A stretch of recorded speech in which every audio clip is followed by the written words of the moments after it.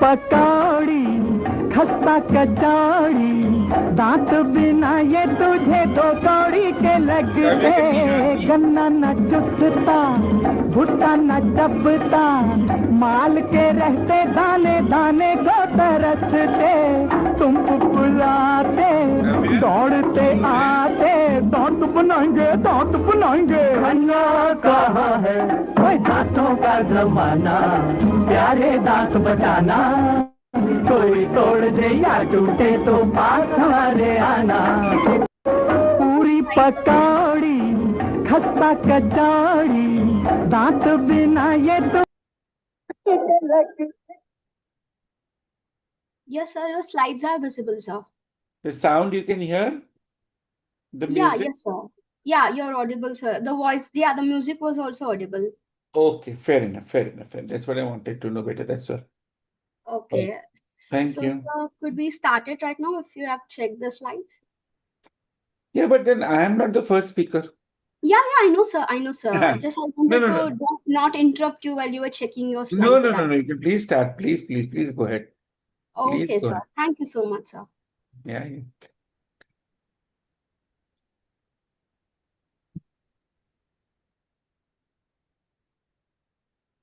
So, good afternoon, everyone. A warm and gracious welcome to all our esteemed faculty members, distinguished delegates, eminent speakers, researchers, postgraduate scholars, and valued participants joining us from across the globe. It's my absolute privilege and honor to welcome you all to the second International Digital Dentistry Congress, Iddcon 2026. I'm Kavya Shivakumar, a dental intern from SGT University, Gurugram, Haryana, and it's a privilege to be your moderator today. Having been actively involved in academic and student led initiatives, I'm delighted to be part of this remarkable platform that brings together dentistry, innovation, and technology. IDDCon is India's largest international digital dentistry congress, jointly organized by the Digital Dentistry Society International and the Indian Dental Association. It carries a powerful academic vision to democratize world class digital dentistry education by connecting global innovators with clinicians, academicians, researchers, and postgraduate scholars from across the world. What makes this occasion even more special is that IDDCon was first conducted in the year 2025, marking the beginning of what has now become an important platform for advancing digital dentistry. The tremendous success of the inaugural edition, which brought together over 40 internationally renowned speakers and thousands of delegates from across the globe, became a strong motivation to carry this vision forward. And today, we take immense pride in welcoming you to IDDCon 2026, the second consecutive edition of this remarkable congress. As artificial intelligence, robotic assisted workflows, digital technologies, and biomimetic principles continue to transform the way we diagnose, plan, and deliver dental care, IDDCon 2026 takes this vision a step further with an exciting and forward looking scientific program.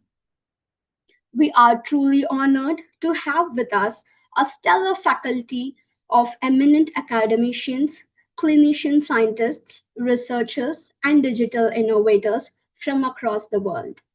To our esteemed speakers and faculty members, thank you for being here with us and for sharing your invaluable knowledge, expertise, and experience.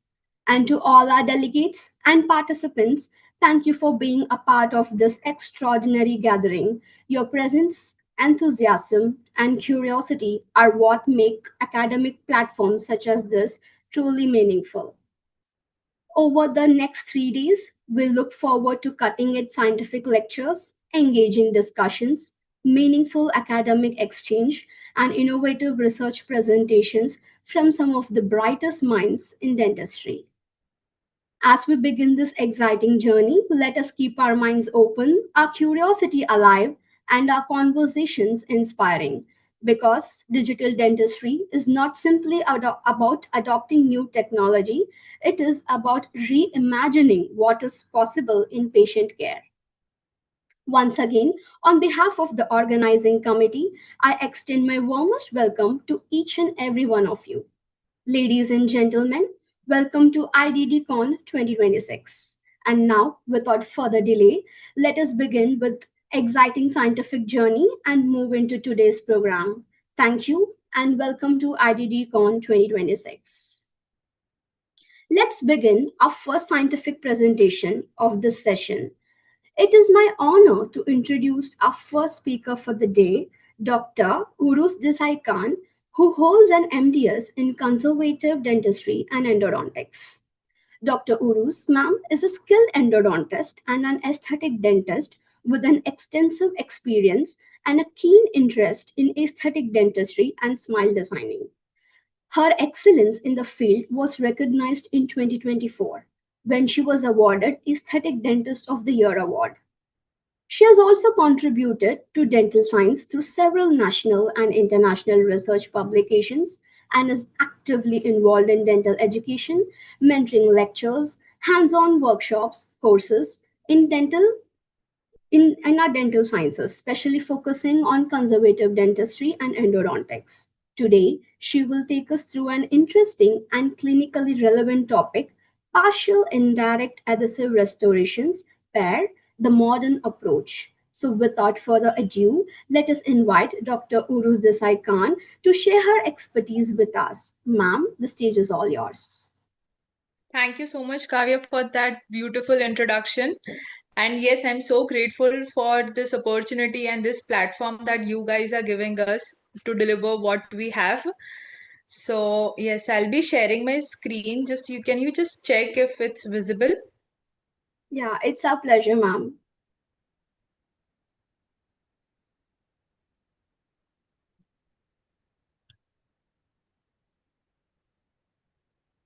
Yeah. Is it Yeah, visible now? yes, ma'am, it's visible. Okay, great. So, hello everyone. A very good afternoon to everyone that is present here. Today, I am Dr. Rush Desai Khan, and I'll be going to present and talk about a topic that is partial indirect adhesive restoration, the modern approach. So, these are the table of contents that I'm going to be covering in today's session. Let's get into it. So, whenever we started with root canal treatment in the previous era, it all started with drill and fill. We used to drill through the root canal, do the root canal, restore the tooth, and then we used to prepare all the 5 surfaces of the tooth and give a full coverage crown to the patient. But now, as the dentistry is advancing, we have come on to a concept which is preserve and bond. So we preserve as much as tooth structure we want, and thus we bond the indirect restorations onto the tooth.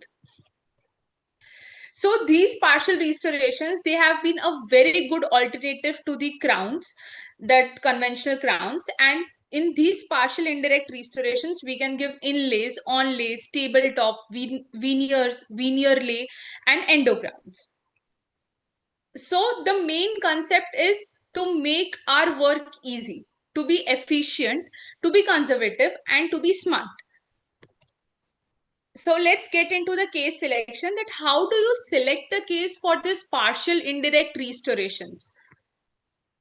So for this partial indirect restoration, we always have to choose the tooth structure which has mild to moderate tooth structure loss. So there should be not very extensive tooth structure loss, not very less, because less can be restored with the direct composites, and for extensive tooth structure, we do not have enough enamel to bond to the tooth structure. So here, as you can see in this picture, there is quite a decay in the tooth, that is a grossly carious tooth, we can say. So here there is a circumferential tooth loss. So these cases have not to be selected in the partial indirect restoration. So always select a case which has mild to moderate tooth structure loss as seen in these pictures. or any worn out occlusal surfaces such as an adhesion, abrasion, those cases can also be selected in this. Also, if there is an extensive carious lesion which is limited to just 1 or 2 surfaces, as you can see in this picture, there is only 1 and 2. The 2 walls have been involved. So such cases are usually commendable for the partial indirect restoration. Or also, if you want to replace any old restoration or any failing restoration, in such cases we usually opt for this. For aesthetic correction, you all know about this. When there are chipped anteriors, fractured anteriors, diastema closures, fluorosis, we usually opt for partial indirect restoration in the form of veneers. Obviously, this is the last and the most important point to be remembered, that is the good oral hygiene and a periodontally sound teeth. So if you have a good tooth structure present but the tooth is not periodontally sound, then there is no point of saving that, right? So before getting into the tooth preparation techniques, I want to discuss some key treatment considerations that you have to keep in mind while preparing the tooth for the partial indirect restoration. So first and foremost is enamel. How much enamel you can prepare in that particular tooth, how much enamel is there is of importance. So in that, the thickness of the remaining enamel is important, how much thick the enamel is there at the margin, and how much circumferentially the enamel is present. मतलब 360 degree enamel कितना present है वो भी important है. Let's talk about the material of choice. So the second point being material. So material के अंदर you can either go for indirect composites or you can go for ceramics. Now indirect composites, anyway, it is a good choice, as you know that composites, they give us aesthetics, flexibility and repairability. But there are certain limitations to this indirect composites.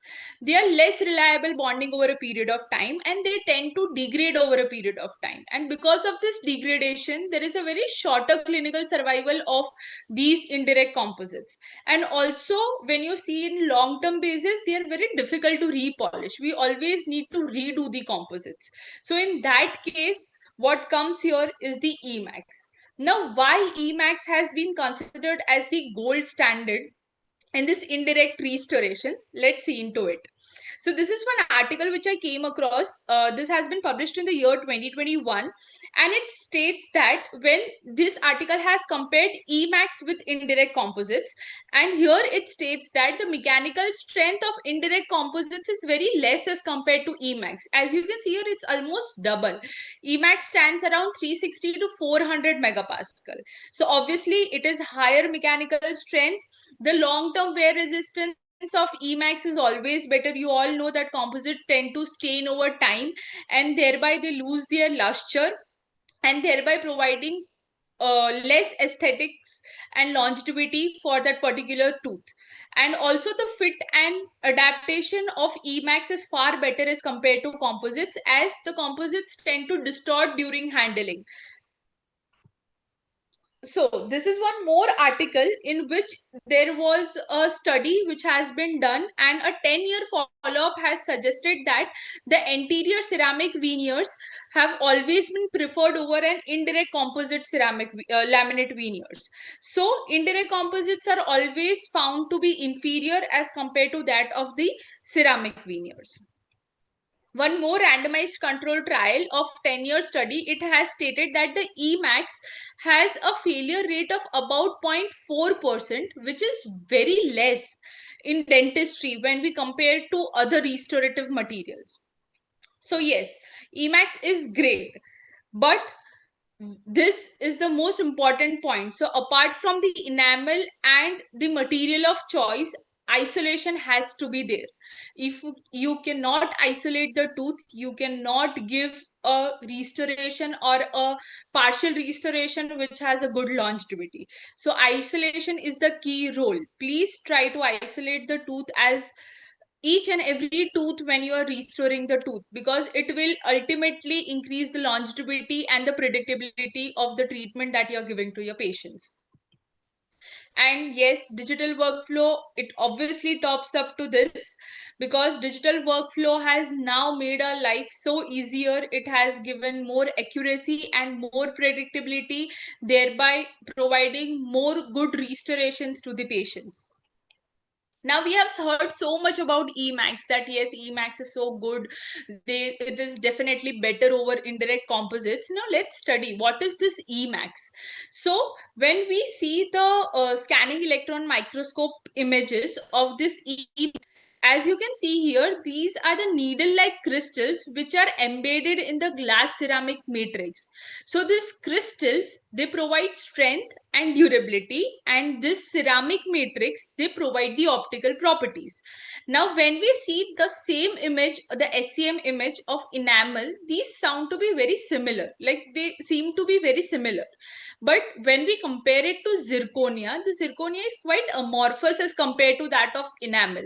So yes, this states that we are giving something to patient which is biomimetic, that is, which resembles what nature has given us. So yes, in this case also, considering this point, this is also definitely better. Now, you must have heard that there are two types of Emacs that usually the laboratory people give us.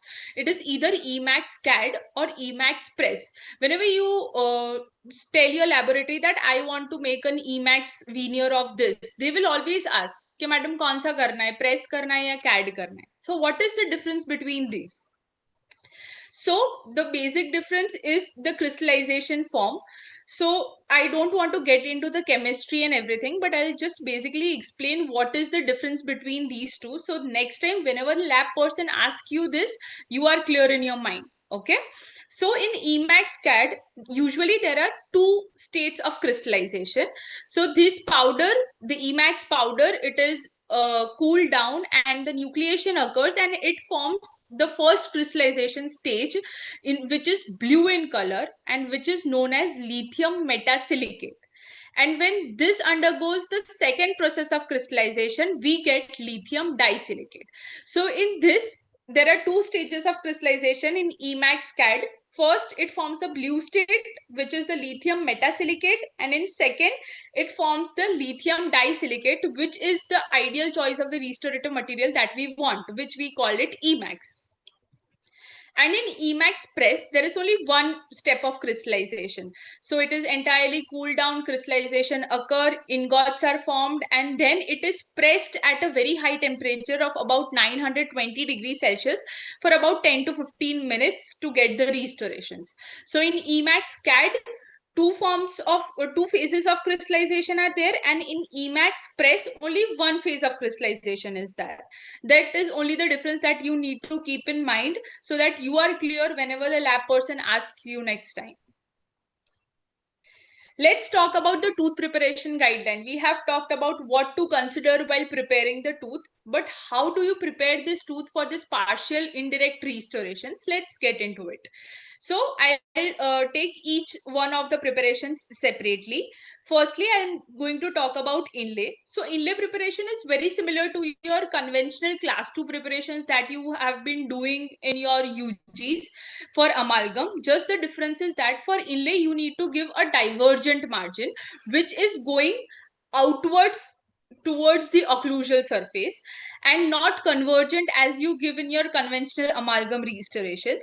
And yes, the occlusal reduction has to be at least 1.5 to 2 mm so that it gives enough thickness for the material to provide enough strength. And the internal line angle should always be rounded. That also you do in your class 2s, that you do in your UGs. So please keep this in mind. It is very similar to your conventional class 2 that you do. Just give divergent margins in this inlay. Now let's talk about the second partial bonded preparation, that is onlay. So in onlay, we usually give onlay when we have to cover one or two cusp of all the cusps that are present in the tooth structure. So when do we do this? So whenever we opt for this case, we measure the thickness of the cusp that is there. We remove the entire decay. Then we measure the thickness of the cusp. Now, if the cusp thickness is less than 1.5 to 2 mm, then that cusp is considered as a weak cusp. Okay, so we can consider it as an undermined or a weak cusp. So that cusp will not be able to bear the load of the masticatory forces. So we need to reduce that cusp and involve that in our preparation. Okay, so here in this case, this cusp was undermined. So I occlusally reduced that cusp and gave a supragingival margin on the mesial surface, on the buccal surface, as well as on the palatal surface. And make sure that your margin is supragingival. Always prefer shoulder type of margins that you give, that is 90-degree, because as you can see here, you can see this white thing. This is entirely enamel. Okay, it has exposed its enamel to its maximum. So if you will give feather edge margin, you will not expose enough enamel which is needed for bonding of these partial restorations. So in onlay, remember, reduce this undermined cusp, give a supragingival margin, prefer shoulder margins, and expose as much as enamel that is possible circumferentially to your tooth. So if you see in this, all the enamel which is present here is exposed, and obviously occlusally also I'm going to get this enamel. So my entire restoration is completely sealed in enamel. And yes, during occlusal reduction, again, make sure that you have at least 1.5 to 2 mm of the occlusal reduction that you have done as you have done in your inlay. This is the same case. This was the preparation which I did. The onlay was fabricated, Emax onlay, and then it was bonded onto the tooth structure. Next is the crown lay. So when you give this crown lay, let's see. So whenever you have a case, when you have a class 1 caries or a class 1 root canal opening, such type of case where you have circumferentially good amount of tooth structure that is present, you do not need to go around and prepare your palatal surface and buccal surface or your proximal surfaces and give a full coverage crown. You can just do occlusal reduction. Do your occlusal reduction for like about 1.5 to 2 mm and you're good to go. You do not need to prepare any margin on your palatal surface or buccal surface as you do in your conventional class, like conventional crown preparations. So this makes our work so easier. We just have to do occlusal reduction and we are done. We take the scan and send it to the lab and the Emax crown lay is ready. So this is what is super important in this, that you can see here circumferentially enamel is there. Here also my entire restoration is covered under enamel. So I don't need to worry about what's inside. It's super sealed. Okay. And here, yes, I have taken retention from this pulp chamber also, but this is not mandatory in such cases. If you want, you can. If you don't want, you cannot. It is simple. And you can also give in attrition cases where you have attrition. You can just reduce the occlusal surface by 1.5 to 2 mm and you take the impression, send it to the lab, and you have your crown lay ready. Okay, so pulpal retention in crown lay is not mandatory, because in crown lay we usually opt crown lay where there is a good amount of structure that is present, like not only enamel, even dentine, good amount of dentine is present. So in that cases, crown lay is given. Now, let's talk about endocrown. When do you give endocrown? In cases when you have a very large excess cavity, when there are very thin remaining walls circumferentially, where you feel that if I'll reduce it buccally, the entire enamel will be gone. Or where you have very large pulp chamber and very deep pulp chamber, which we can take an advantage of and help, which will help in retention of these prostheses. So in such cases, crown lay endocrown is the choice. So here we have to give a same circumferential margin which lies majorly on enamel. Pulp chamber retention has to be there. Minimum retention of at least 3 mm deep and 5 mm wide is required for an endo crown. And make sure that try to involve as much as enamel circumferentially present. If you have a good circumferential enamel, you did not need to worry about the longevity, because damn sure it will last. These are usually indicated in an endodontically involved teeth with severe coronal destruction, and the main adhesion which occurs is not only through bonding but also through the pulp chamber retention. Now let's talk about veneer. You all must have seen, you all must have known about this, that in veneer there are 4 types of preparations that are usually done. First is the feather edge, second is the window, third is butt joint, and fourth is the incisal overlap.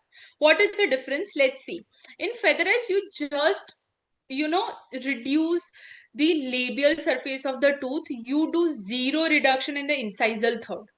So if you see a tooth, we divide the tooth in 3/3, cervical, middle, and incisal. So you do not touch the incisal part, because we usually prefer in those cases in which the incisal edge is good enough. We do not need to increase the height of the tooth. Nothing is required in the incisal edge to be corrected.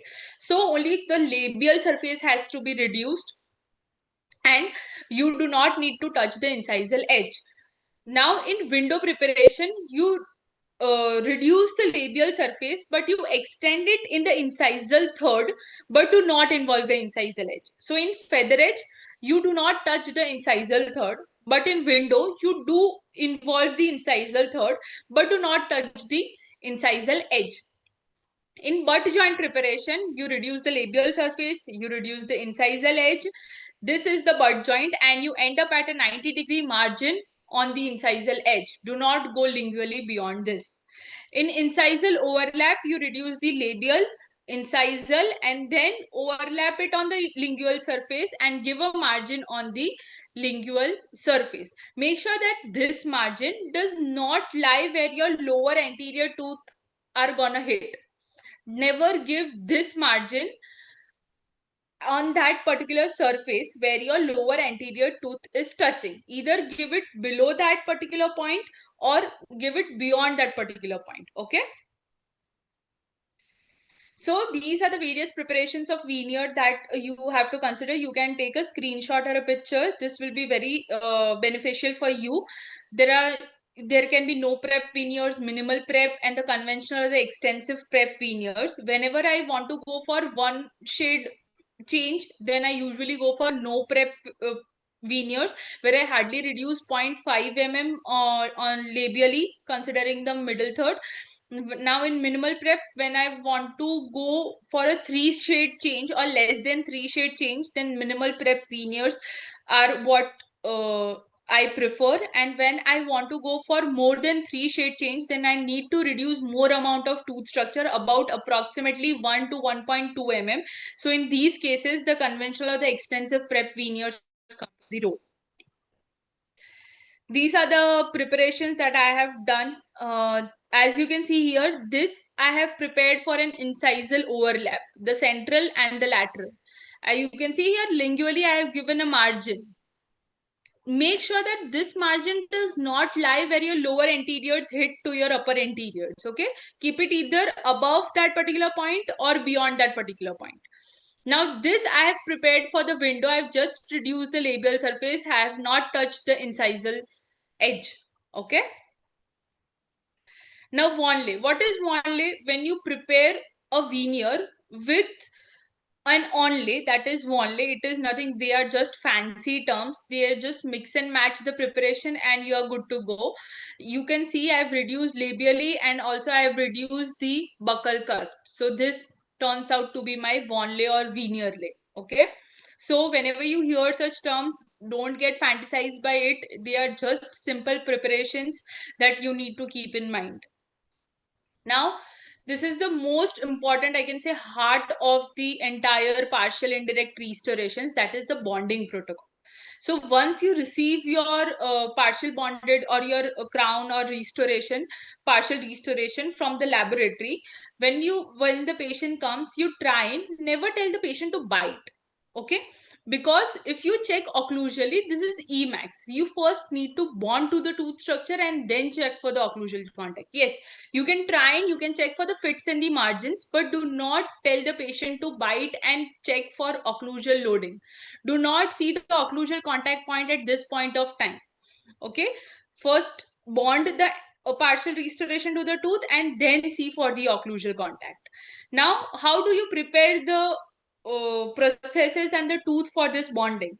So there are two mainly treatments that you have to do. Firstly, you have to prepare the restoration, and secondly, you need to prepare the tooth.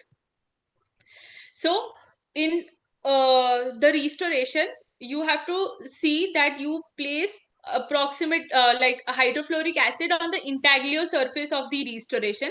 If you're using 5%, you can etch this with HF for about 20 seconds. If you're using 9%, you can etch for 15 seconds.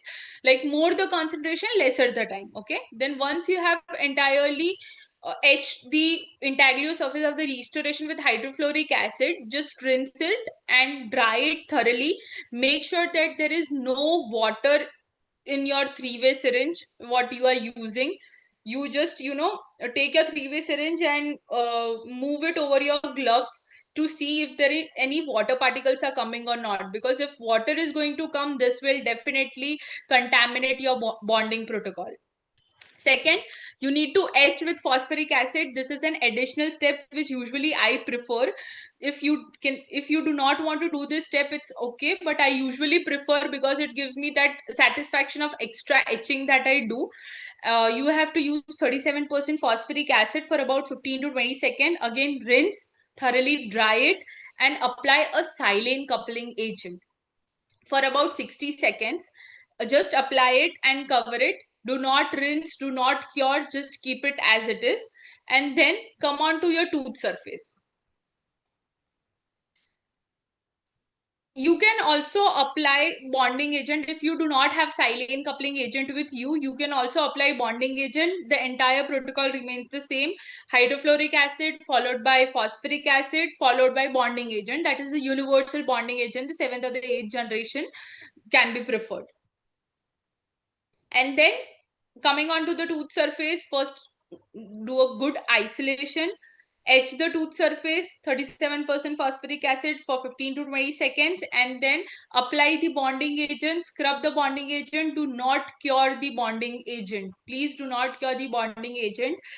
And if you are not sure, please read the instruction manual that is there with your resin cements. That will make your mindset clear about whether to cure, how much to cure, how much time should I keep this will just clear it out. So you get an instruction manual with every sort of material that you buy in dentistry. Make a habit of reading that. You will be more cleared what the manufacturer has instructed us to do. Okay,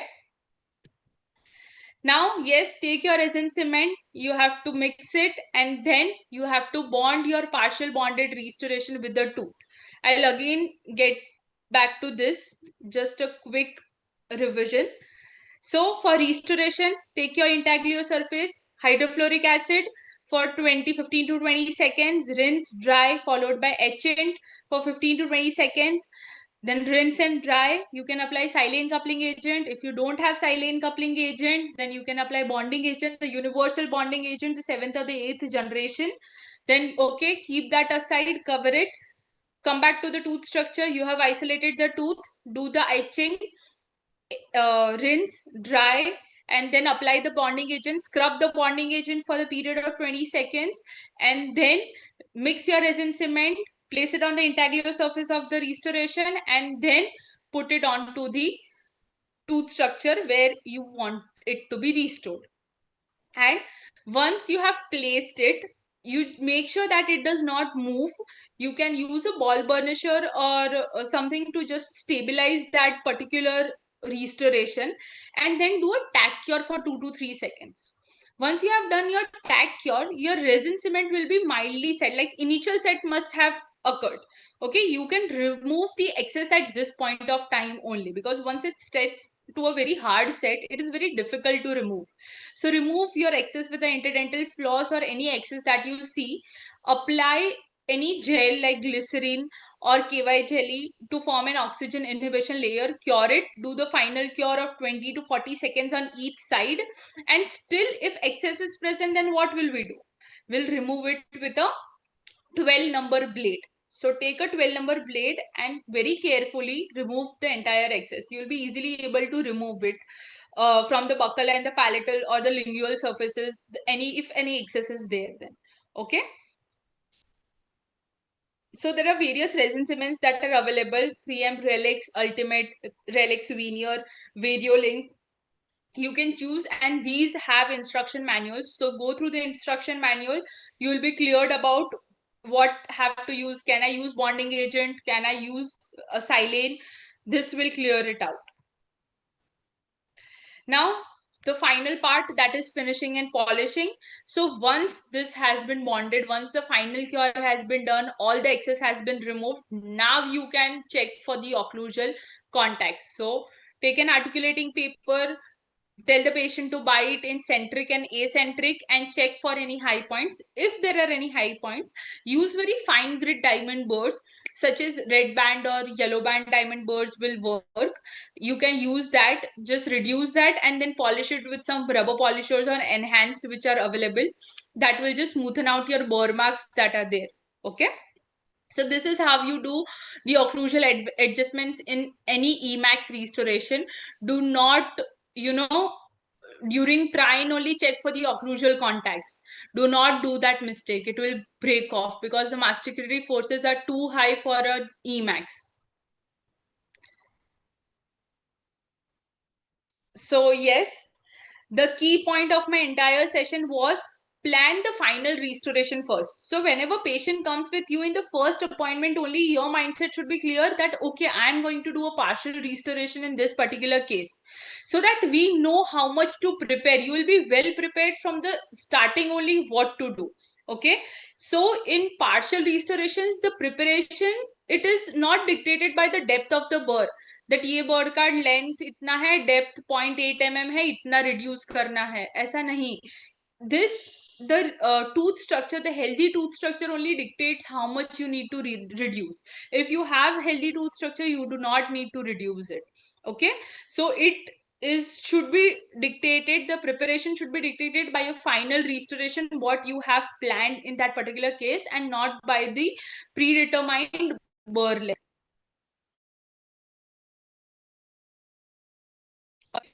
Is the one that preserves nature has given us. So we need to preserve as much as possible, because every millimeter of the natural tooth structure matters. So yes, if you are not doing it, then please go on and do this. You will just love the way dentistry works for you. It makes your life so much easier, and trust me, it is so much time saving, and obviously it gives you good amount of money. So why not? So yes, this is my Instagram, and my phone number and my mail ID. If you have any doubts regarding any case, you can contact me. And I'm so thankful to everyone, Dr. Nurul, MedSkill, Iddcon, so much for giving me this opportunity. So grateful for all of you. Thank you. Yeah, thank you so much, ma'am. That was an enriching presentation indeed. The concept of partial indirect adhesive restorations and its modern clinical applications has certainly given us several valuable perspectives to take back them into our practice. So, if anyone from the audience has any questions or would like to seek any clarification from ma'am, it's time to ask, and you may please proceed.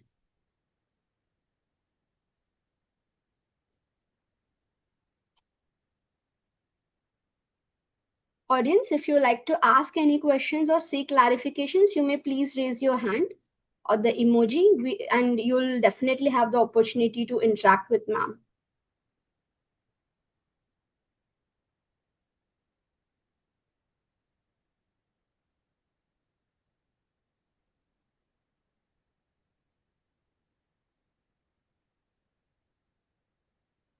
Okay, that's absolutely all right, ma'am. I guess there are a lot of intakes which we have to take and work upon the presentation itself, actually. So we'll reflect upon all the factors and we'll definitely come back again. We'll contact you through Yeah. Instagram. Yes, thank you, ma'am. Yeah. Done. Thank you, Kavya. Thank you, ma'am. So, and with that, we conclude our first presentation and we move forward to the next scientific session of Iddcon 2026. Our next speaker is someone whose contributions beautifully reflect the intersection of research, innovation, education, and academic leadership. It's my privilege to introduce Dr. Ramya Ramados, who serves as the Dean of Collaboration and Networking at Savita Institute of Medical and Technical Sciences, CMATS, and as Professor and Head of Oral Biology at Savita Dental College, Chennai. Dr. Ramya Ma'am holds a doctorate in oral pathology and microbiology and brings with her an impressive 17 years of postgraduate teaching experience. She was also selected for the prestigious DST Inspire Scholarship by the Department of Science and Technology, Government of India. Her research interests and contributions span salivary diagnostics, oral squamous cell carcinoma, oral potentially malignant disorders, HPV related research, phytotherapeutics, and medical device innovation. With 412 scientific publications, 4 authored textbooks, 22 national and 1 international patent, 5 government funded projects, and several innovations in medical devices, her academic and research journey is truly remarkable. She has also held key academic and administrative roles, including research coordinator of the Institutional Review Board, guest editor of the SRM Journal of Dental Research, nodal officer for the NIRF Committee 2020, and contributor to an NPTEL course with IIT Madras. Ma'am also has delivered over 250 invited lectures on reputed platforms and continues to contribute extensively to dental education, research, and innovation. We are truly fortunate to have such an accomplished academician, researcher, innovator, and educator with us today. So, ladies and gentlemen, please join me in giving a warm welcome to our Dr. Ramya Ma'am. Ma'am, we are looking forward to hearing your insights, and the stage is all yours. Thank you, Kavya, for that very kind introduction. And Yeah, it's our pleasure, ma'am. yeah, thank you, Nurul sir, for again giving me an opportunity. Nurul sir has been extremely kind and I would say very, very broad-minded to give me an opportunity in all the programs which he conducts. And looking back at this title, when he said that the Digital Dentistry Congress is back again for the second time, when he called me, I thought I should again re-emphasize on dental education because that is something which all of us need to quickly adhere to and adapt to because we are really moving at a very rapid pace in how dental education is moving forward. So that is why this is especially for both the faculty and for the students as well. So what gives me the authority to speak on dental education? The reason being, as already Kavya mentioned about the NPTEL SWAM course, which I host every year. So this is the 5th year of this course being successfully organized. And we're very happy to inform all of you out there that this course is one of the 2 dentistry related courses among the enormous list of courses which are available related to dentistry. So this made us really reach out to areas other than dentistry or other than any other health related profession. You will all be surprised that this course went on to become an elective course in engineering. So that is the power of what dentistry can do. And not much of, or I would say this kind of lateral entry into engineering domains is something massive and people don't even imagine that we can go and conquer many domains other than our dentistry domain. So once this happened, we found the possibilities what dentistry could do, and still this course is being rerun multiple number of times, the 5th consecutive year, and we find that there is huge response with this course as well. Most of the times, or 90% of the participants of this course are engineering related backgrounds. So that gives us how much. There are 2 things for this kind of change which has happened. One thing is the world is moving towards integration. So that is something which is very important. The another important thing is the power of digital learning and the online learning that gives us this opportunity. This was something which was unimaginable when I started my career as a postgraduate teacher. So the digital learning and everything made a very big difference. And this is the current one which I have developed myself, and this is also which I'm exploring and we're nurturing and then shaping up. This is again something even more what NPTEL did. So this is what I created, and I'll talk about this later. So why should we know about designing the dental education in this particular period? I would not be bragging too much about the typical theoretical content. This is just to give you a glimpse of what is to be done at this particular current scenario with changes happening overnight. So the contemporary education is something which we all know and how things have really changed.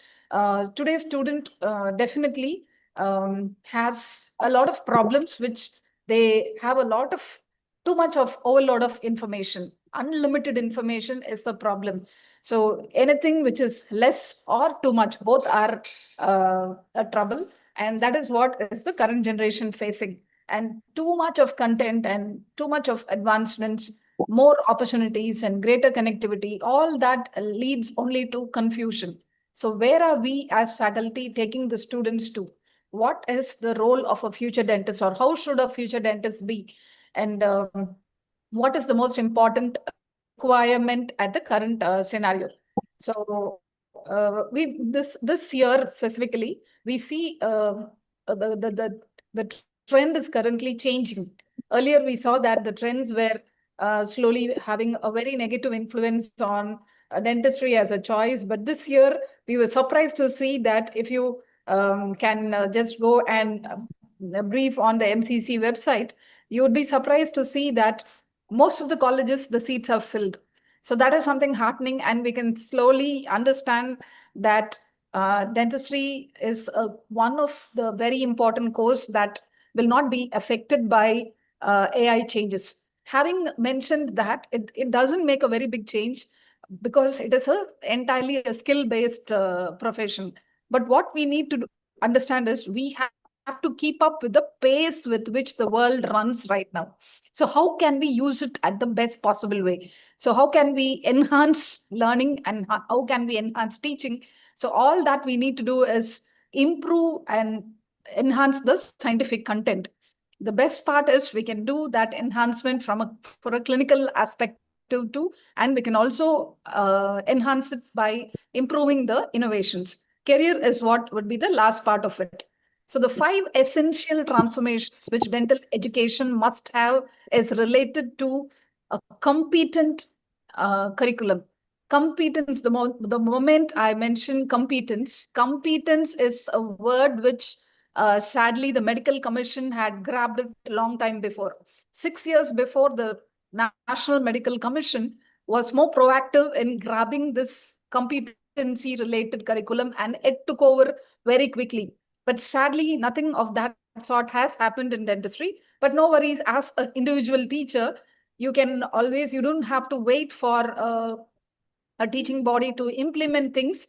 Every class, every learning, if you're a student, every learning, you can utilize and then keep improving. What the world wants right now is more of competence. That's the most important thing.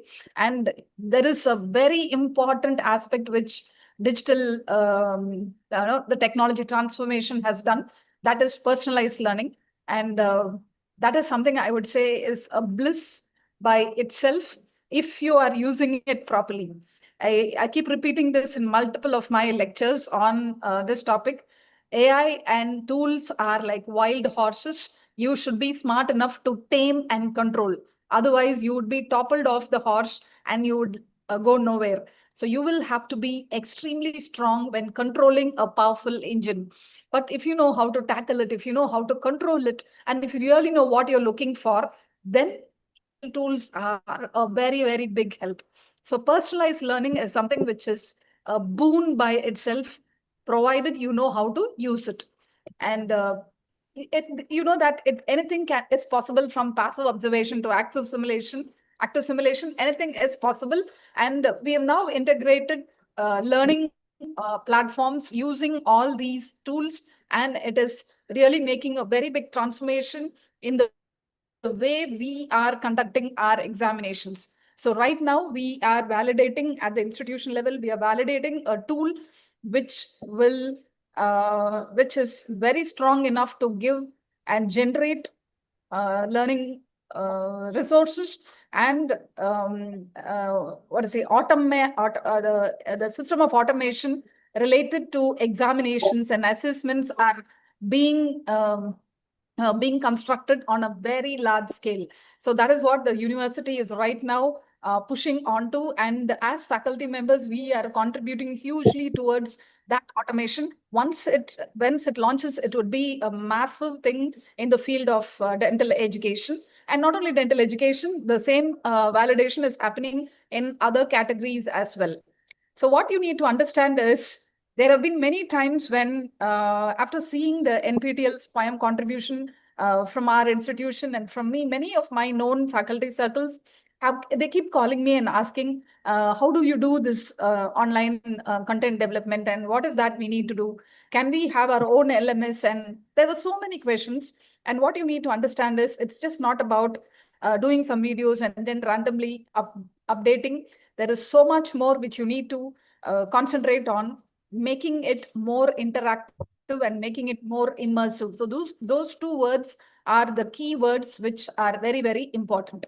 So to have a proper digital content and to really make it revolutionary in terms of a quality digital learning experience, it has to be having the clinical trigger. There has to be a core concept. There has to be visual explanation, which is very well understood by Google LLM. Google LLM does this phenomenally well, and that also should be like the application. And definitely there has to be a immediate explanation or immediate feedback.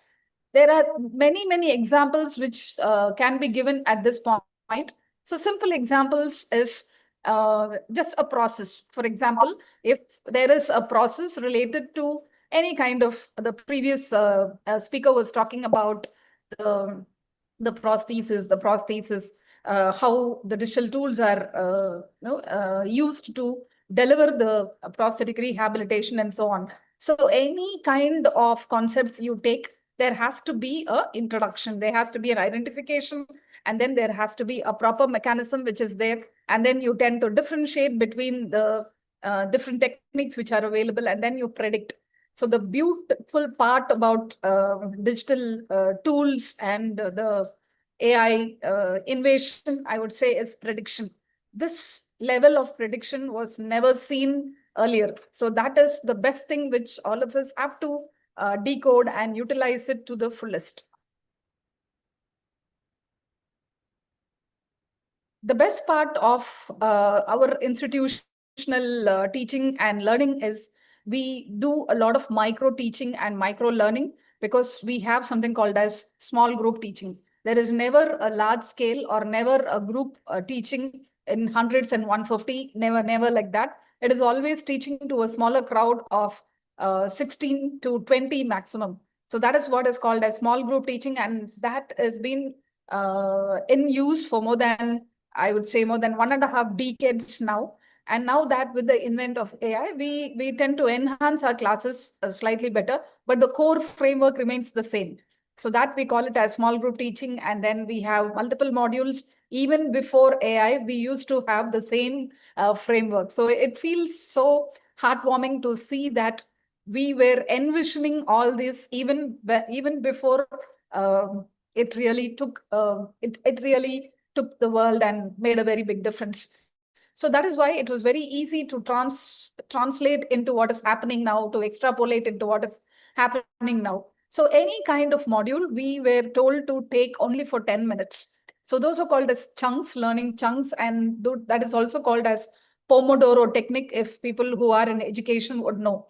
So the same Pomodoro technique, we were following it for more than 1.5 decades now, and the same applies even now. But the beauty is, when before AI, that is 2023, when I used to give lectures on dental education, all these sounded too much. But now, after listening to my lecture, you can very well inculcate this and introduce this into your teaching effortlessly. Maybe if you have a class tomorrow, you can do that and you can just integrate and just make a very big difference. So that is the magic which can happen right now.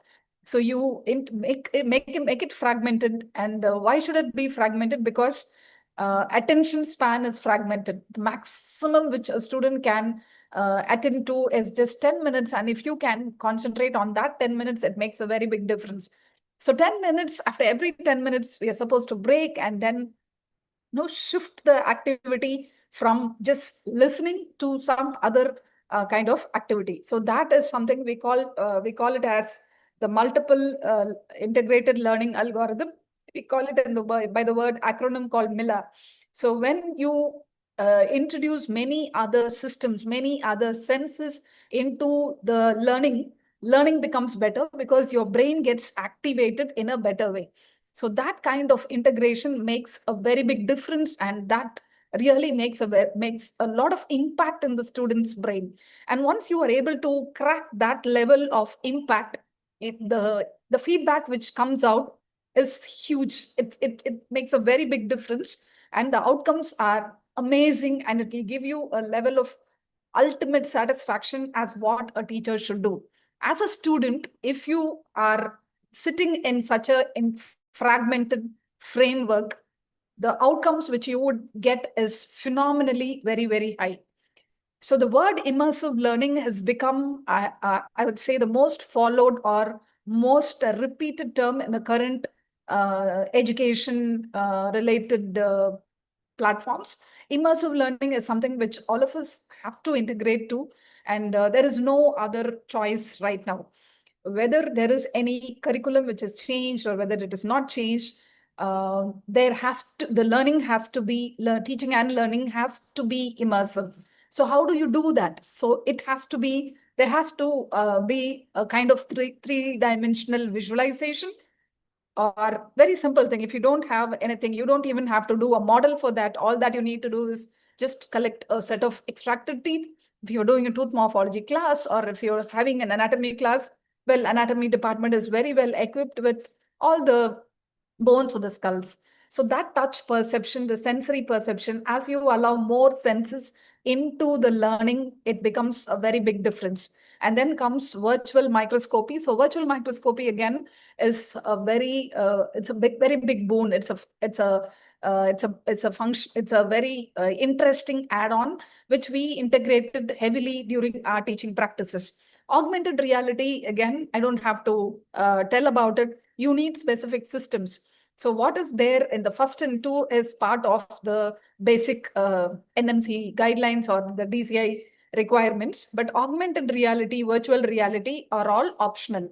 You may see that only in few institutions, but again, if you are really interested to make your teaching immersive, you can create all of them effortlessly within a few seconds. So all that you need to do is take a particular concept. For example, I would just use the same topic which the previous speaker was speaking about. Say, for example, an endo crown. You just take an endo crown, see the methods of preparation, create multiple procedural overlays, and then try to fix them or try to remove them, and then give them in stages. It makes a beautiful AR kind of learning. So all that can be created effortlessly by you. You don't need to have any very specific training. So that is the beauty of it. You can create your own AR and VR kind of simulations. I'm not talking about the very advanced versions. The basic versions which a student would need to understand a concept is very easily created and very easily taught about. Haptic technology, again, is something which is happening at a very big scale. We have a haptic simulator, which is one of the very few simulating machines across the globe. We have less than 45 equipments of that kind across the globe, and we have one in our institution. So that haptic simulator allows tactile perception during the preclinical conservative dentistry practice. So that gives more confidence to the student before he enters the clinical real world scenario. So before that, if you can train them so well, we all have undergone the typical the phantom head type of training, but before even going into the phantom head training, they sit with the haptic simulator, and that really makes a very big difference. And we see that change, and the quality with which the students come, the outcomes are phenomenally different and phenomenally great than what is without such training. Virtual patients, of course, this all of us can do. You don't have to have any specific systems. You can easily get them on internet itself. So digital twins, again, is something which is happening in a big way. You can do that for simulating the disease and treatment outcomes for better understanding. This would be of great use with every subject. It is not only for pathology related subjects. Please do understand that every subject has its foundation on a problem, and then you treat. You name any specialty. For example, you name ortho. If there is some primary failure of eruption kind of situation, or if there is some kind of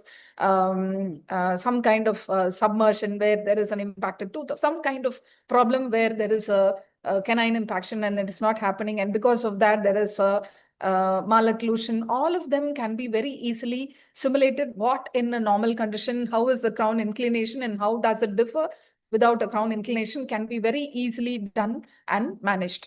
So virtual patient journey, I don't have to talk about this. It's very easily done, and the capabilities can be developed. So simulation before patient care can be really making a very big difference.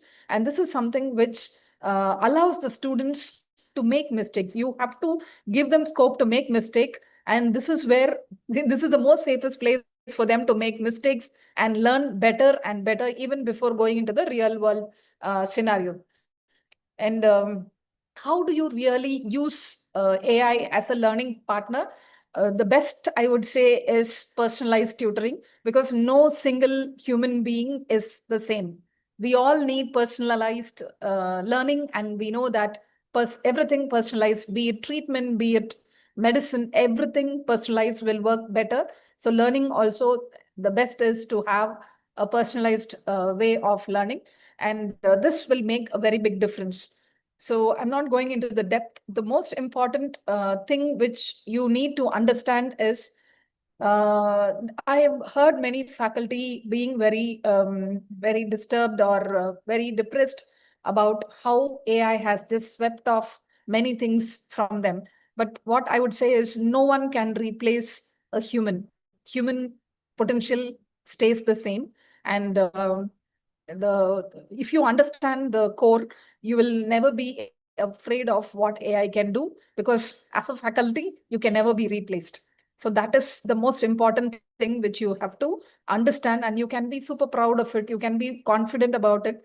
AI capability, only when it is added with the faculty wisdom and the student judgment, then it becomes intelligent learning. If even one is missing, then there is no proper outcome. So that is what you have to understand, and then put it into practice. There are 4 levels of AI-enabled learning. You can use them to the fullest at any ways which is possible. There are many examples as well.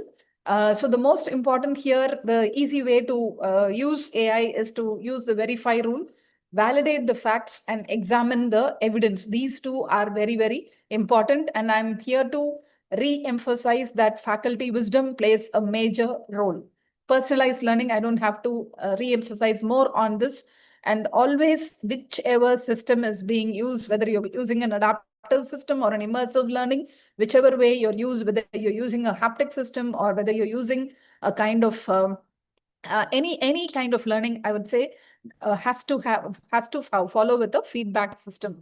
And global innovation, again, there is multiple ways by which you can use, and it is not that you need a very strong haptic simulator wherever you are. It is just that interest to teach, interest to learn more with the newer changes, interest to transform with the the changes which is happening, that will make you a great teacher. You don't have to worry about the limitations which you have currently. You can use a simple smartphone to really make a very big difference as a teacher and as a student. So this is something which I really want to emphasize. The most important thing is to be competent. How good are our competencies related to academics, related to clinics, and related to research? So these are three important things which you have to really work on. And if you assess and if you feel that there is something which is missing, you have to enhance yourself. So do not wait for any changes coming from the council or anything. Just be your own person who can really make a very big difference and transform and utilize this opportunity to the fullest possible way. And this is something which I wanted to show all of you. So what can you do from an institutional background? Because every time we have student exchanges or faculty exchanges or faculties coming from other institutions to our institutions to just ask about, to see the best practices. It doesn't matter, but if you really have that heart to teach, if you really want your student to know everything, and if you have that empathy as a teacher, you can do it from anywhere. So what needs to be done is, how good are you at the current scenario? Are you adaptive to learn what kind of changes are happening or what kind of advancements which are happening? So training the faculties, or improvising ourselves, and developing good e-content. And again, the moment I mention e-content, is just not about videos. You just need to do video content with proper framework. If you're not doing it with proper framework, it is not going to generate any proper outcome. And keeping the experience immersive is super important, and only then it can transform into remediation, and it can make a very big difference in the life of a student. We have observed this multiple times, especially with low underperformers, people who are very slow in learning. Integrating immersive learning has made a very big difference, and we have found that to be super important. And this is what I feel should be the important take home for faculty who are listening here. So technology can never replace a human being, and the empathy behind a human being can never be replaced. So technology can only simulate a patient, but it can never replace the moral responsibility for carrying one. So because beyond all these competence, how good are we really, shaping our career is very, very important. And that made me create a tool for preparing yourself to career readiness. So a future ready curriculum should help students to answer or identify what potential they have, and how that potential can be brought out, and how that potential can be nurtured, and how that potential can be focused, and make them take best career decision for themselves. And that is why this tool was developed. I wanted to showcase this tool especially because the theme of today's conference best suits this tool. And this is a personalized career intelligence, which is very important for every one of us to know and identify what suits us the best. And this would really give you and pick up the deeper potential of who you are and what you can do to become the best version of yourself. So this would help you to identify your career strengths, identify the professional roles which suit you, the personal growth pathways, and it will also generate you a individual career growth map. So every student should have that focus right from their first year.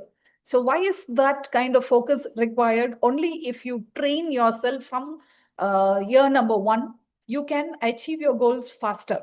We understand that this generation wants everything faster, but to achieve things faster, you need to be ready from year number 1. So that is very important. We understand your urge, we understand how you want things faster, but you also should be ready from the beginning. You should equip yourself to handle that speed with which you really want to learn and grow better and better.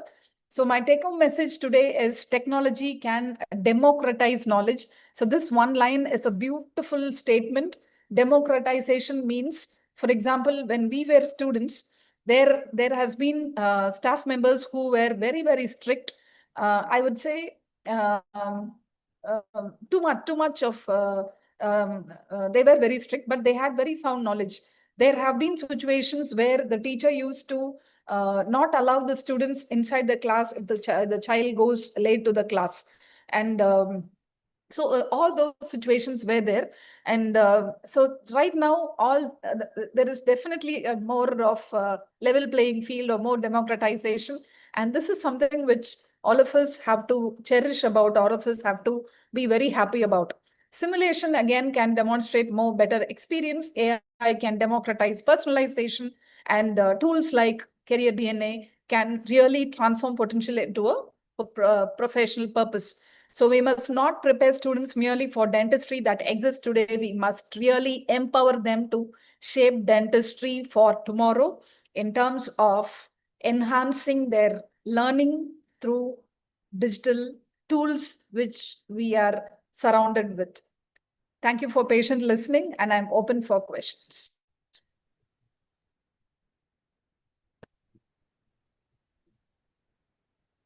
Thank you so much, ma'am, for that thought-provoking and insightful presentation. And the technique, be it Mila or your Triumph Career DNA, everything had a long-lasting impact on all of us, be it students or faculty members. And thank you so much. So from the audience side, if you'd like to ask any questions to ma'am, you may please proceed.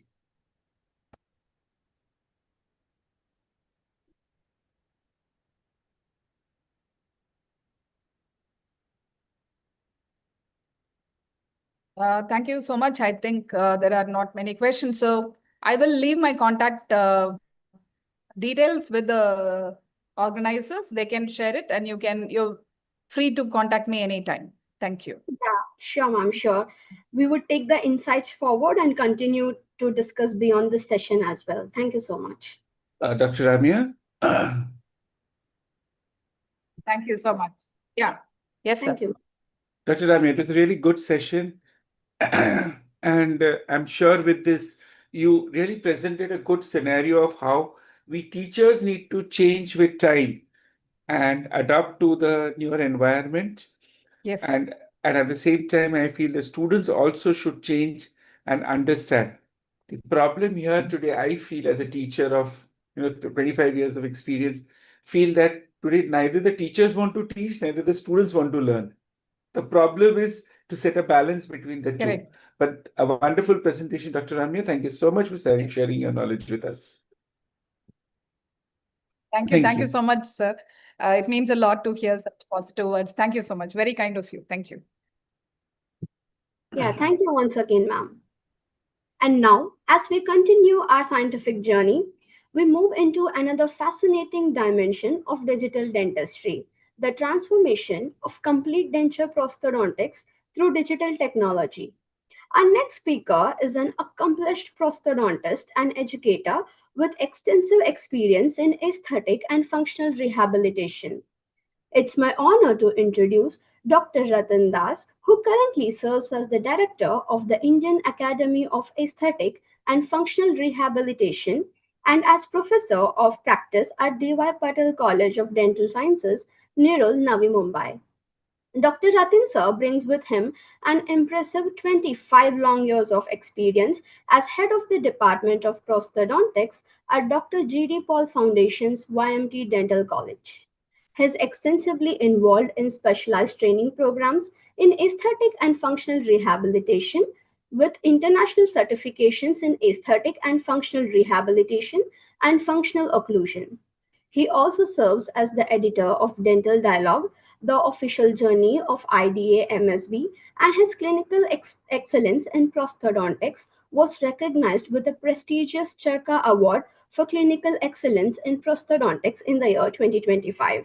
Today, he takes us on a fascinating journey through the evolution of complete denture prosthodontics with his session titled Digital Denture Odyssey, the digital revolution in complete denture prosthodontics, a topic that promises to take us from the conventional foundations of complete dentures to the possibilities being created by the digital revolution.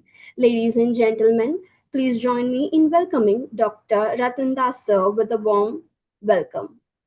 Sir, we look forward Thank, to this insightful journey, and you may please thank continue. you. Thank you, Kavya. Thank you so much. Uh, Thank- can you hear the sound better? Yes, sir. Yes, sir. You can Your hear voice the is. sound? Yes, sir. No, the slide sound? Hanji. Yes, sir. Let me Slide sound is not audible right now. पूरी Yeah, it's audible. Pakodi is it खस्ता now? कचौड़ी दांत बिना ये Now you can hear it? Yes, sir. Okay. So thank you so much, Kavya. Thank you, Uh, sir. My pleasure. the topic given to me is really very different this time. And I'm talking on a topic where I'm going to take you through a session from Incomplete Denture.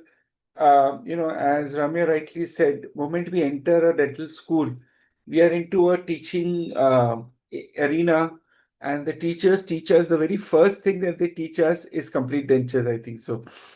So I think so. Can you see myself also? Can you see? Yes, sir. Yes, sir. You're visible, sir. Why I cannot see that? That's what I'm trying to understand. What has happened? Where is it got hanged? Something has happened. My laptop has hanged once. Okay, okay, sir. Sure. Let me just check what is happening. Ah, there I am. I can see this now.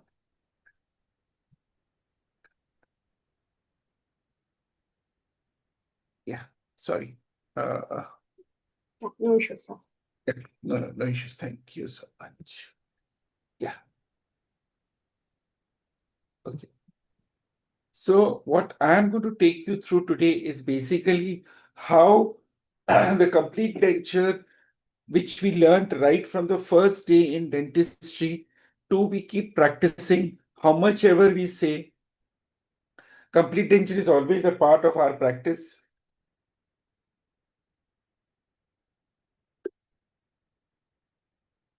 And always will remain a part of our practice. So let me take you through that journey of our complete denture. Why this? The problem. Okay. So the topics that I'm going to cover up is patient examination, how to make your impressions and special trays, the jaw relations, teeth selection, teeth arrangement, denture trial, denture processing, and denture delivery. How this entire thing has evolved from the conventional complete denture to our digital complete denture today. And we'll show some special consideration. So let's start with our patient. Very, very important whenever we have our patient, we do a good intraoral examination. We have to understand what is the clinical condition of our patient. Once we've understood the clinical condition, only then we must go ahead, modify the clinical condition if required. We've all heard about pre-prosthetic preparation. It's extremely important. Now, in this one point that I would like to raise to all of you all is whenever you have a complete denture patient in your practice, in college it was different. It was just quota that we wanted to finish. But when a patient comes into your clinic, remember, he comes in because he wants teeth. And day one, when you start treating him, he keeps waiting that when will my teeth come? When will my teeth come? Because he has come to you for teeth. He has not come to you for impressions or jaw relations. So it is very important to counsel our patients on the very first appointment that your treatment will start only when we are ready and we have prepared your denture. To prepare your denture, we need to go through a few steps. These are the steps you can explain. You can show them on the preclinical steps that you have done in your college. You must be having with you in your clinic. You can show it to your patient. But this counseling is very important, where you have to prepare your patient that the treatment starts the day you give the denture and not finishes the day you give the denture. The unfortunate part is we feel Moment we have started with the impression, treatment has started, and the treatment ends the day we give the denture. As a rehabilitator, our treatment starts the day we have given the denture and not before that. So that is very important.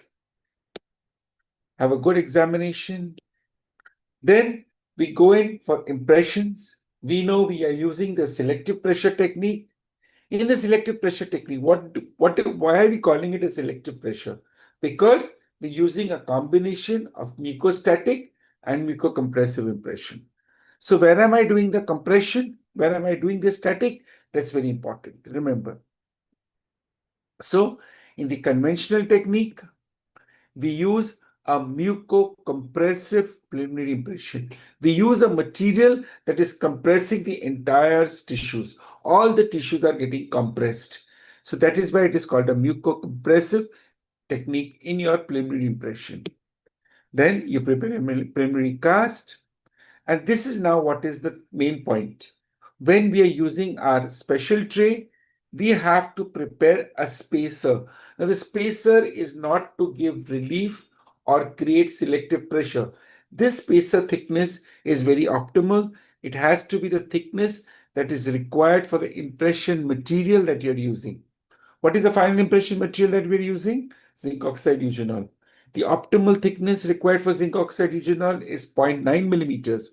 So that is why this wax is creating that space for the optimal thickness of our impression material. Remember that.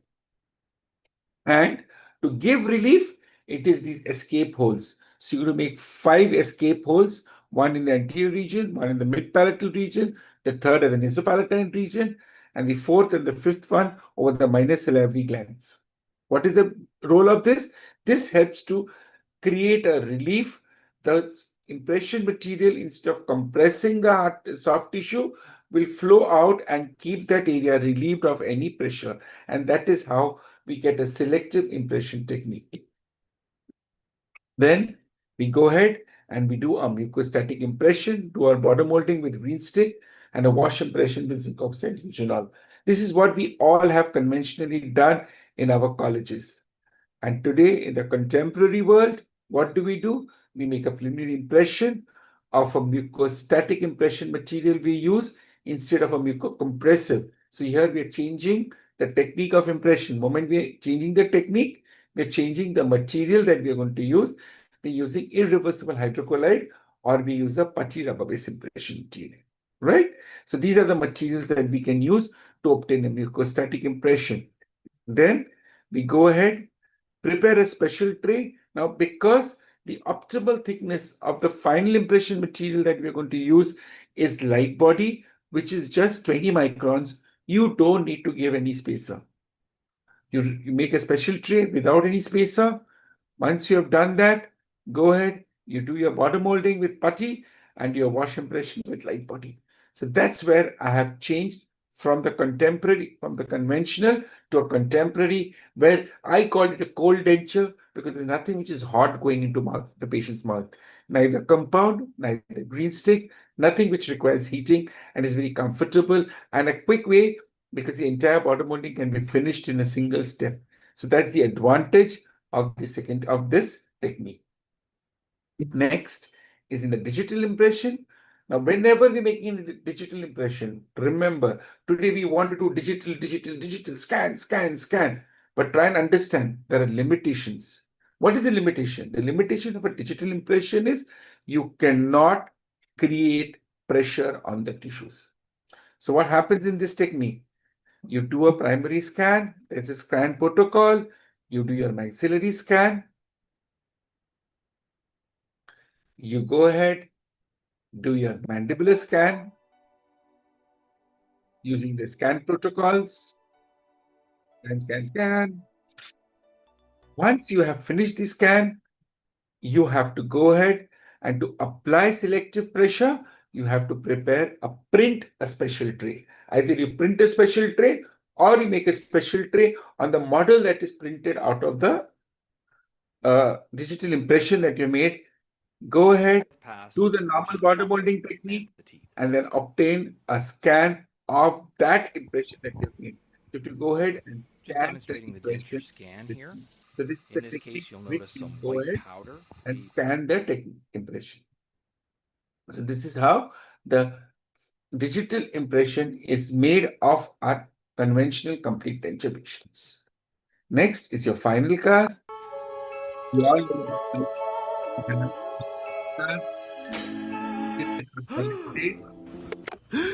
that nightmare, that moment the final cast is ready for the exam day and then something happens and it breaks.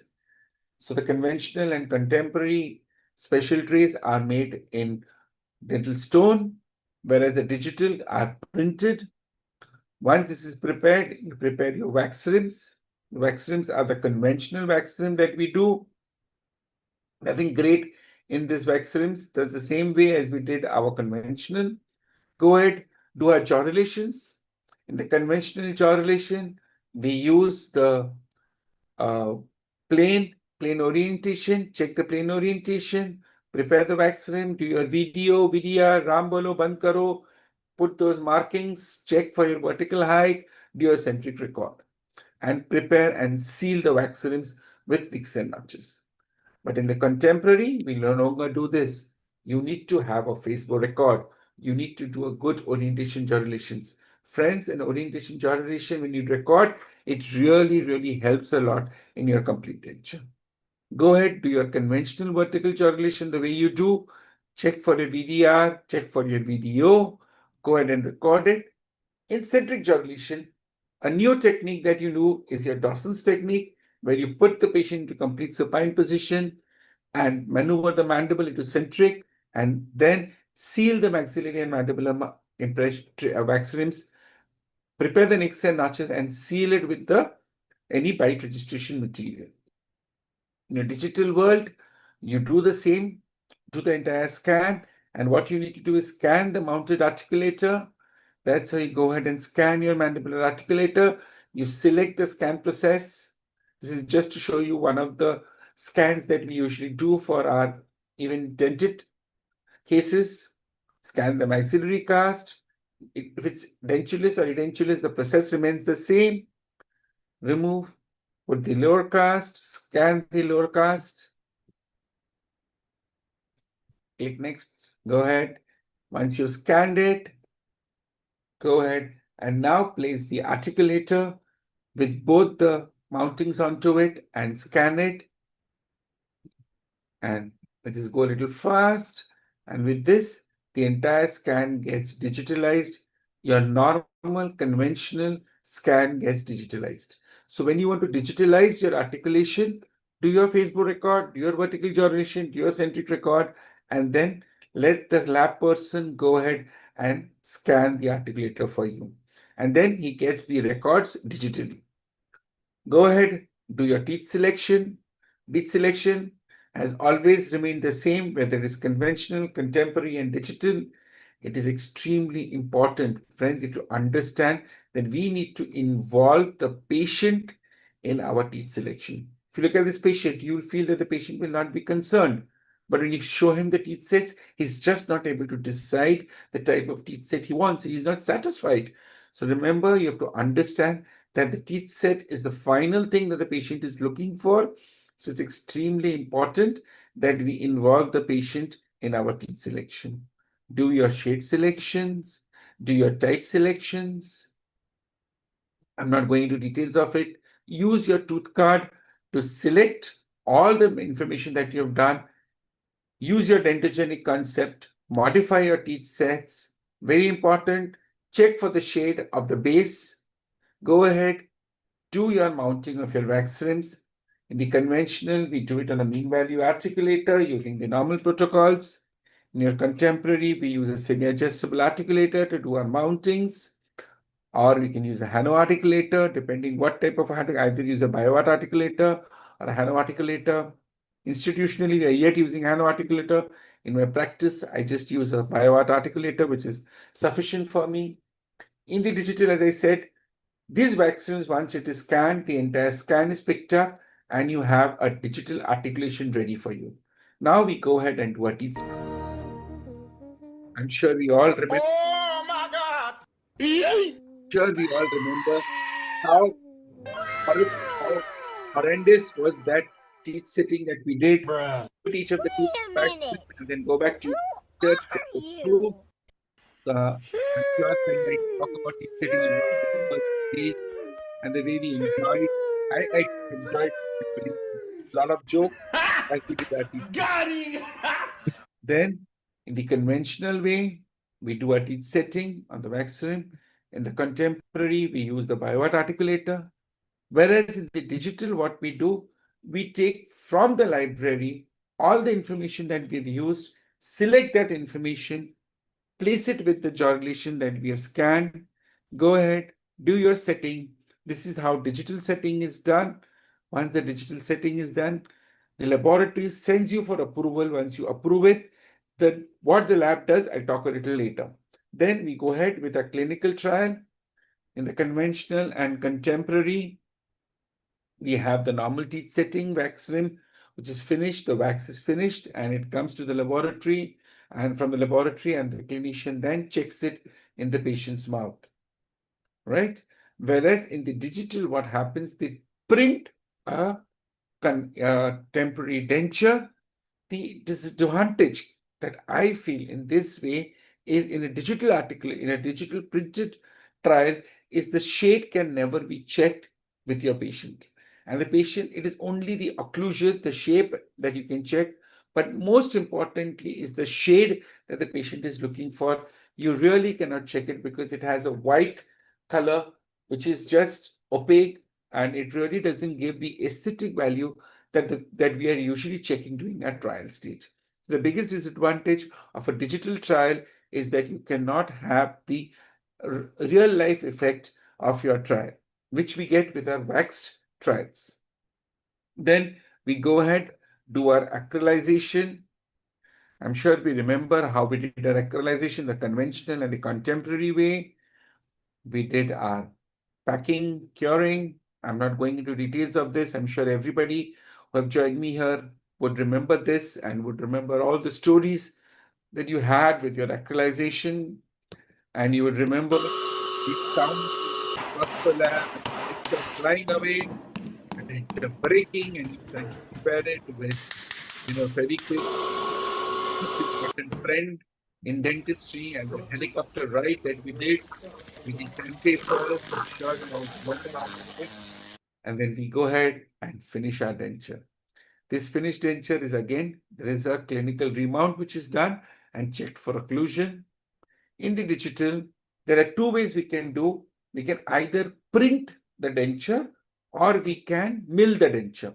Now, in printing, what happens? The base is printed separately and the teeth is printed separately, and the both are then luted together with cyanoacrylate. So this is how it is done. Have a look at the process. Once the base is printed, the base gets printed, finished, and then we take our teeth set, which is again printed separately. You can see that here it is printed separately. Moment is printed separately, it is luted together. In the milled, what happens is a monolithic block from a monolithic block, which is a multi-layered block. Now, why we can do it now? Earlier we used to print, now we mill, because now we have got multi-layer blocks. From multi-layer blocks, you can just mill the entire denture and then characterize it the way you like. I love doing these characterizations of my denture. Go ahead and characterize and finish the denture. Extremely important, remember friends, characterization of your denture. Go ahead, insert, place your denture in your patient's mouth, and that's where you really get the satisfaction. Your patients will really thank you for the smile that we give them, and there's nothing that can replace this smile. I'm sure all of us have experienced sometime this lovely smile that the senior citizen patients give us when we have delivered a good denture to them. So now let me take through some more smiles.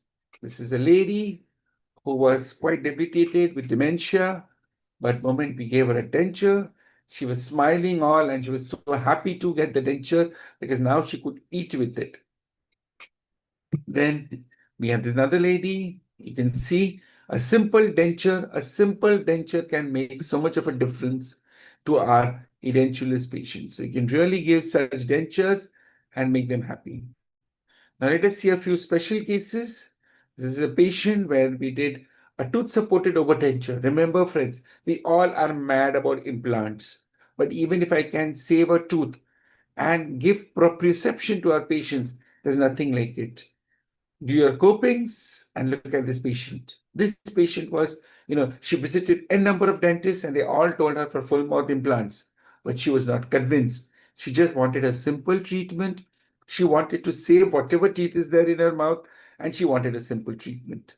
Remember, we must try and keep our treatment as simple as possible. Do not complex it because our senior citizens are always in a complex stage of life. And the patient compromised, surgery, premaxilla was removed, did copings, and put a denture. And that's where my patient was completely satisfied. Then, but remember that every day is not Sunday. Sometimes we have also, but that should not tell us not to continue because if we continue, education के नाम पे we मेरे पे remember chain बांध how के we have gone नौकर and बना come के to रखा इन this लोगों ने मेरे को 8 साल पैसे भी मैं दूं और नौकर भी बनी रहूं ये कौन साएगा So this timeless smile keeps us going. And with this, I come to my end of my presentation. I was quite quick and I tried to keep it as brief as possible because the time frame given to me was around 25 to 30 minutes. So I'm trying to complete within that time. So my take-home message to all the viewers here today is KISS, that is, keep it super simple. Remember, if you are looking at your edentulous patients, senior citizens, please keep your treatment as simple as possible. Thank you अभी so न much. I जाऊं thank the छोड़ organizers for कर giving me this opportunity. It is a good के time दिल for me to join अभी here and present my भरा Thank नहीं. you so much. And these are a few upcoming presentations of mine. If you are wishing, you can join me. If anybody is in and around Baramati, which is in Maharashtra, or in Ichalkaranji at Kolhapur, can join me in. Even there's an online session which is conducted by the Bhavnagar Dental College. So if you wish, you can join me through this. And these are my अभी contact न details. जाऊं You can छोड़ connect कर on my WhatsApp or on my के Instagram. दिल I'm अभी available for all of you for whatever. भरा Thank you so much. नहीं. अभी ना With that, I come to end of my presentation. Can now take questions. Yeah, I would like to request the audience to please come up with the questions if there are any. Sir is eagerly waiting for our questions. So, either everybody is sleeping or everybody not understood anything.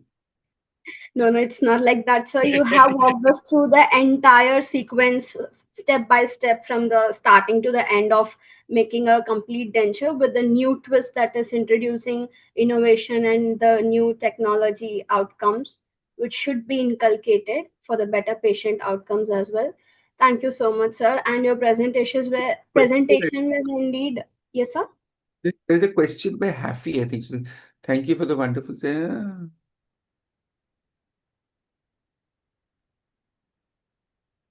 Okay. Okay, he's just given a Dr. Haffy has put a comment. Yeah. Let me just little talk of what comment Dr. Haffy has put. Yeah, true. A digital denture, the outcome is definitely better. But remember, try and understand the limitations of a digital denture, mainly because you cannot place the tissues. Our entire complete denture lies on the policy of placing the tissues. That is why the impression procedure becomes extremely important. So a digital impression, I always prefer when I go for digital dentures, wherein I introduce my digital denture is after I have finished with my final impression, I scan and tell my laboratory to now prepare the model on that. Or even better is in case you don't want to come into that stage also, all you can do is once you have done the articulation, send it to the lab and let the lab scan the model, scan the impression, and scan your trial and finish with the denture. So that is where, the final outcome, the main advantage I have seen in my practice of digital denture is the digital processing because these dentures are much better lasting than our heat cure dentures. Okay. Thank you, Happy, for the suggestion. Any other questions, friends? Fair enough. Yeah, thank you so much for such an enlightening session, sir. And your presentations were indeed very engaging. The memes and the real life videos which you had added on, it just added a level up more to the presentation. Thank you so much. Yeah. Thank you, dear. Thank you. Thank you, sir. So, and with that, we come to the end of day one of Iddcon 2026. It has been a wonderful day of insightful presentations, meaningful discussions, and valuable perspectives in digital dentistry. On behalf of the organizing committee, I extend my sincere gratitude to all our esteemed speakers, faculty members, and delegates for making day one so enriching and engaging. And this is just the beginning. A small but important update for tomorrow. The program will begin earlier than scheduled at 2:30 p.m. We have an exciting lineup of scientific sessions along with UG and PG paper presentations awaiting you. We encourage everyone to be present on time and continue being a part of this wonderful academic journey. Thank you once again for being with us today and have a wonderful evening. We are looking forward to seeing you tomorrow. Thank you, everyone. Good evening. Thank you, Kavya, for the wonderful moderation. Thank you. Thank you, sir.